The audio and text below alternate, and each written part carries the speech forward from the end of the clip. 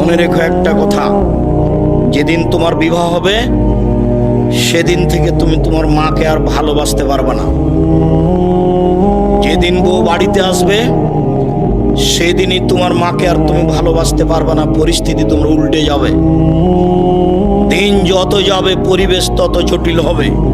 এক সময় মনে হবে এই মাটির উপরে সবচেয়ে বড় শত্রু আমার মা।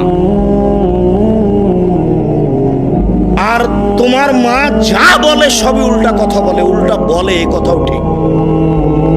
আর টাকা দিয়েছো তুমি ফল খেতে, টাকাটি তোমার মা তোমার বড় বোনকে দিয়ে পাঠিয়ে দিয়েছে।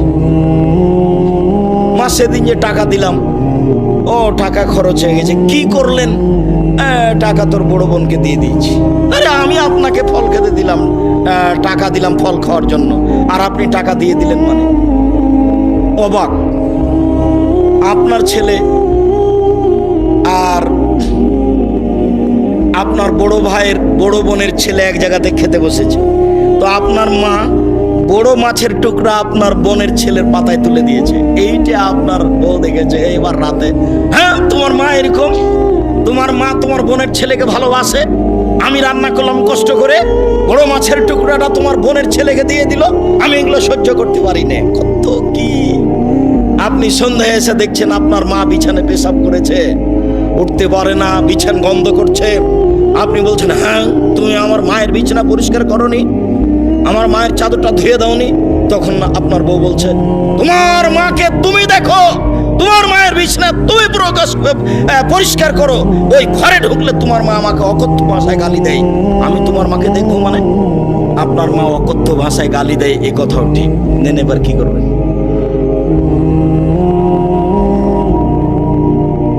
এত কিছু করার পরেও মা যে ঘরে থাকে সেই ঘরে তুমি জোরে হাঁটতে পাবা না। আমি বলিনি, আল্লাহ বলেছে। এত কিছু বলার পরে তোমার মা যে ঘরে থাকে সেই ঘরে তুমি জোর করে কথা বলতে পারবে না। ফালা তাকুল্লাহুম উফফিন ওয়ালা তানহারহুমা, এই কথা বলতে পারবে না। আল্লাহ নিষেধ করে দিয়েছেন, এটা নগদ অর্থ। ঝাঁকি দিয়ে কথা বলতে পারবে না। হ্যাঁ, আপনি এই করলেন সেই করলেন, একবারে টোটালে নিষেধ, আল্লাহ বলে দিয়েছে।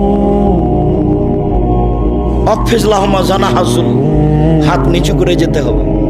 মনে পড়ে না একদিন দৃশ্য নকল করছিলাম, মনে পড়ার তো কথা যে রাজশাহীর মেয়র এসেছেন নদাপাড়ায় আমচত্বরে, তো শাহ মকদুম থানার ওসি এইভাবে দাঁড়িয়েছেন, এইভাবে দাঁড়িয়ে বলছেন, স্যার এখন কি করবো স্যার? আমি তো দৃশ্য দেখে অবাক হয়ে গেলাম। আমি তো পাশে বসেছিলাম সেদিন, যেটা ব্যাপার কি, এটাতে ছিল মায়ের জন্য, এইটা কি করে মেয়র পেল? এটা তো মায়ের জন্য ছিল, কিভাবে এখানে চলে আসলো? অথচ মায়ের সামনে এইভাবে যাওয়ার কথা আল্লাহ বলছে।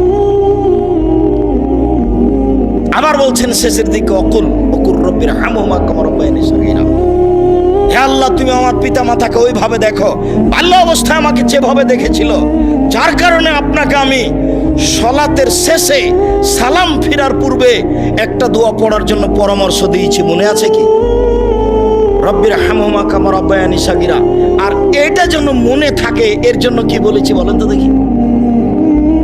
জাযাকাল্লাহ খায়ের। 2 রাকাত সালাত আদায় করতে হবে।